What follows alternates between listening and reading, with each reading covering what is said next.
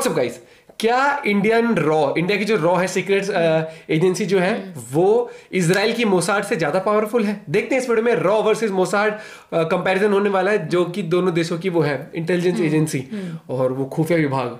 तो original video का link description में, नॉलेज टीवी हिंदी चैनल से वीडियो है, ओरिजिनल वीडियो का लिंक डिस्क्रिप्शन। 2 बार बोल दिया आज मैंने। तो देखते हैं वीडियो और अपना पॉइंट ऑफ व्यू शेयर करना ना भूले। ऐसे वीडियोस मेरे को देखने में चैनल पर नहीं हो तो सब्सक्राइब और शेयर करना ना भूले। 1 2 3 लेट्स गो। भारत की रॉ इजराइल की मोसाद से क्या ज्यादा पावरफुल है?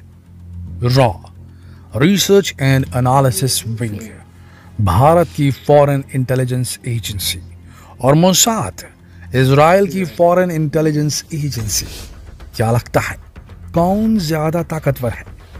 चलिए जानने से पहले आज आपको रॉ की शुरुआत और इसकी रफ्तार से जुड़ी एक ऐसी कहानी सुनाते हैं जो आपको न किसी किताब में मिलेगी, न जनरल नॉलेज के किसी कोर्स में। हो सकता है इस घटना को सुनने के बाद हम कुछ बेहतर तरीके से आपको इस सवाल का जवाब दे पाएं कि कौन सी इंटेलिजेंस एजेंसी ज्यादा पावरफुल है, भारत की या इजराइल की।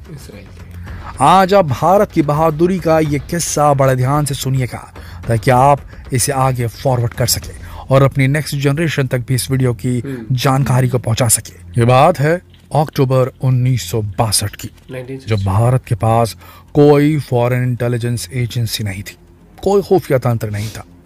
भारत की सेना हमेशा की तरह अक्सई चीन के बॉर्डर पर निगरानी रखे हुई थी। हर दिन की तरह इस दिन की शुरुआत भी शांति से हुई थी और भारत को अंदाजा भी नहीं था कि कुछ होने वाला है। लेकिन फिर शुरुआत हुई चीन की सबसे शर्मनाक हरकत की। अचानक से चीन की सेना ने बिना किसी सिग्नल के अटैक कर दिया। क्या इंटरनेशनल ट्रीटीज और क्या युद्ध के नियम। भारतीय सैनिकों से 10 गुना ज्यादा सैनिकों को चीन ने भारतीय आउटपोस्ट को घेरने और वहां कब्जा करने के लिए भेज दिया था। और भारत की इंटेलिजेंस एजेंसी, ना इसका कोई फॉरेन ऑपरेशन हुआ करता था उस वक्त, न देश के नेताओं को इतनी समझ थी कि आसपास के दुश्मन देशों पर खुफिया तरीके से निगरानी भी रखनी होती है। भारत की सेना बुरी तरह परास्त हो गई। भारतीय गवर्नमेंट के लिए जो बात शर्मनाक होनी चाहिए थी उसके ऊपर कोई खास रिएक्शन तक देखने को नहीं मिला, लेकिन फौज को भारतीय सरकार की इस लापरवाही का अंदाजा हो गया था। अभी तो सन 1965 में पाकिस्तान ने जब हमला किया तो लाहौर में घुसकर भारतीय सेना ने उनकी धज्जियां उड़ा दी और उसके बाद सेना ने सरकार को उनकी इंटेलिजेंस एजेंसी की कमियों से अवगत कराना शुरू कर दिया था। कैसे सरकार की कमियों की वजह से बहादुर सिपाहियों को अपनी जान से हाथ धोना पड़ रहा है, ये बताया था उन्होंने।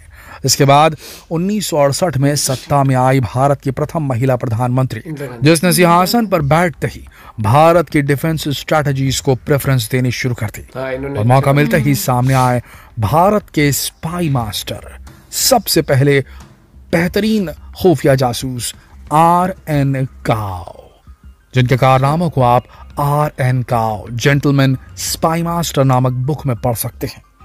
दोस्तों, अगर RN काओ और इंदिरा गांधी की साझेदारी ना होती तो शायद उस समय भी रॉ की नींव रखी ही नहीं जाती। लेकिन इन दोनों ने बना डाली एक एक्सटर्नल इंटेलिजेंस एजेंसी R&AW। 250 लोग, RN Kao as chief of रॉ और 20 लाख रुपए की फंडिंग। यही थी शुरुआत रॉ की। दुनिया की नजरों में भारत की इंटेलिजेंस एजेंसी अभी भी कमजोर थी, लेकिन इसकी बहादुरी तो देखिए। भारत ने 1971 में रॉ के दम पर ही बांग्लादेश को पाकिस्तान के जुल्म सितम से मुक्त कराने की घोषणा कर डाली। 1971 की इंडो पाकिस्तान वॉर में भारत की जीत को दुनिया ने देखा, जब 93,000 पाकिस्तानी सैनिकों ने आत्मसमर्पण कर दिया। ये कमाल इस बार सिर्फ भारत की सेना का नहीं था, रॉ के जासूसों का भी था। लेकिन वो प्रधानमंत्री जिसने भारत की इतनी स्ट्रॉन्ग एजेंसी बनाने में अपना योगदान दिया, बांग्लादेश को आज़ाद कराने का ऐतिहासिक फैसला लिया, उसे सत्ता के लालच ने ऐसा जकड़ा कि सत्ता चले जाने के डर से भारत में आपातकाल की घोषणा कर दी गई और यहीं से शुरू हो गई रॉ की नाकामी की कहानी। आपातकाल के दौरान की गई फोन टैपिंग्स और बाकी की पूरी गैर कानूनी जासूसी का इल्जाम लगा दिया गया रॉ पर। लेकिन उसके बाद आई सरकार मोरारजी देसाई की और रॉ को अपनी बेगुनाही को साबित करने का मौका दिया गया। लेकिन RN काओ को जल्द ही समझ में आ गया था कि ये बस RAW से बेमतलब का बदला लेने का एक तरीका था। RN काओ की रिटायरमेंट के बाद RAW यानी कि रॉ के चीफ बने के शंकरन नायर, जिन्हें आते ही सारी विदेशी जासूसियों को बंद करने का ऑर्डर मिला।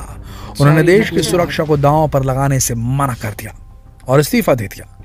भारत ने रॉ पर बिना बात हो रही प्रताड़ना के बावजूद अपना पहला न्यूक्लियर टेस्ट सफलतापूर्वक कर लिया। पाकिस्तान घबरा गया।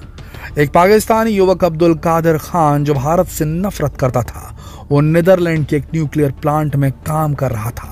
वो वहां से न्यूक्लियर बॉम्ब्स और वेपन बनाने की जरूरी डॉक्यूमेंट्स और कंपोनेंट्स चुरा लाया और उसी के जरिए पाकिस्तान में न्यूक्लियर प्लांट शुरू कर दिया गया। और वहीं रॉ, जिसके ऊपर इलीगल गतिविधियां करने का इल्जाम था, वो चुपके से पाकिस्तान पर नजरें गड़ाए हुए था। रॉ को पाकिस्तान के मंसूबों का पता चल गया। अगर पाकिस्तान न्यूक्लियर पावर बन जाता तो भारत के साथ खतरा किसी और को भी था, और वो था इजराइल। तो रॉ के साथ ही इजराइल की मोसाद भी जासूसी में लगी थी। लंबे समय तक रॉ का एक एजेंट अपनी जान को जोखिम में डाले बस एक क्लू ढूंढ रहा था, उस जगह तक पहुंचने का जहां पाकिस्तान का न्यूक्लियर प्लांट सबसे छुपकर न्यूक्लियर पावर बना रहा था। क्या आप जानते हैं कौन था वो एजेंट? अजीत डोवाल। जी हाँ, अभी के करंट के NSA national security adviser Ajit Doval ही थे वो स्पाई, वो खुफिया एजेंट जो उस वक्त पाकिस्तान के न्यूक्लियर प्रोग्राम की गुप्तचरी का काम कर रहे थे। उन्होंने चालाकी से न्यूक्लियर प्रोग्राम की जानकारी भी हासिल कर ली और एक पाकिस्तानी वैज्ञानिक को न्यूक्लियर प्रोग्राम का ब्लूप्रिंट लेने के लिए भी राजी कर लिया। मगर उस समय एक दिक्कत आई।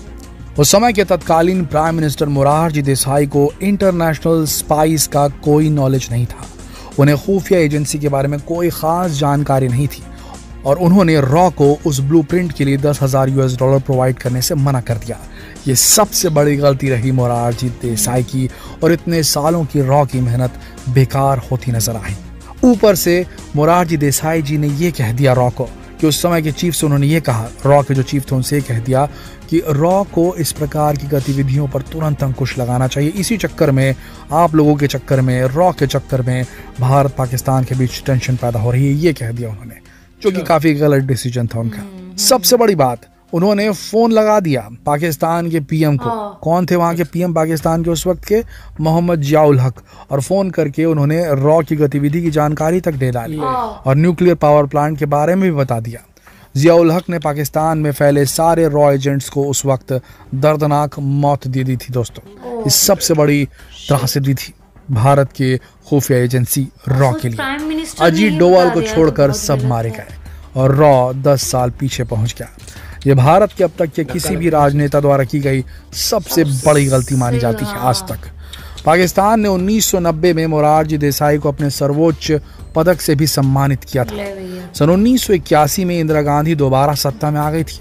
वो भले ही सत्ता की लालची थी, लेकिन देश प्रेम भी उनके अंदर कूट कूट कर भरा हुआ था। उन्होंने आते ही भारत की सुरक्षा पर काम करना शुरू कर दिया और रॉ को जल्द से जल्द सब कुछ ठीक करने के लिए कोई प्लान बनाने को कहा। सन 1981 में ही इजराइल ने भी इराक में घुसकर उनका न्यूक्लियर रिएक्टर डिस्ट्रॉय करके एक बड़ी जीत हासिल की थी। इंदिरा गांधी और रॉ ने इस तरीके को अडॉप्ट किया और भारतीय एयरफोर्स को तैयार करना शुरू कर दिया। पूरी तैयारी हो चुकी थी, लेकिन किसी तरह यूएस की सेंट्रल इंटेलिजेंस एजेंसी यानी CIA को भारत की इस योजना की खबर लग गई और उसने भारत पर इसे रोकने का दबाव बनाना शुरू कर दिया। अब भारत पाकिस्तान को न्यूक्लियर कंट्री बनने से नहीं रोक पाया। रॉ तो पहले ही मोरारजी देसाई के कारनामों की वजह से 10 साल पीछे चला गया था। सन 1998 में पाकिस्तान न्यूक्लियर कंट्री बन ही गया, लेकिन फिर 2014 में सत्ता की कमान आई नरेंद्र मोदी जी के हाथ में और भारत की रॉ ने ऐसे ऐसे प्लान्स बनाए कि मोसाद भी देखता रह गया। भारत की पाकिस्तान पर एयर स्ट्राइक, जमीनी रास्तों से पाकिस्तान की भूमि पर घुसकर भारत के वीर जवानों ने पाकिस्तान के आतंकवादी कैंप्स के चीथड़ उड़ा डाले और कुछ ही घंटों में बिना किसी लॉस के भारत की सीमा में वापस आ पहुंचे।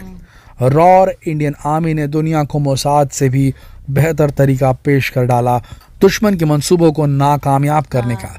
दोस्तों, आज भले ही इजराइल की मोसाद अपने सीक्रेट ऑपरेशंस के जरिए हॉलमार्क सेट करने के लिए जानी जाती है, लेकिन रॉ के इनोवेटिव और एक्यूरेट ऑपरेशंस अब मोसाद को टक्कर देने लगे हैं। इसलिए अनुमान लगाया जाता है कि जल्द ही रॉ मोसाद को पीछे छोड़कर उसकी जगह लेने वाला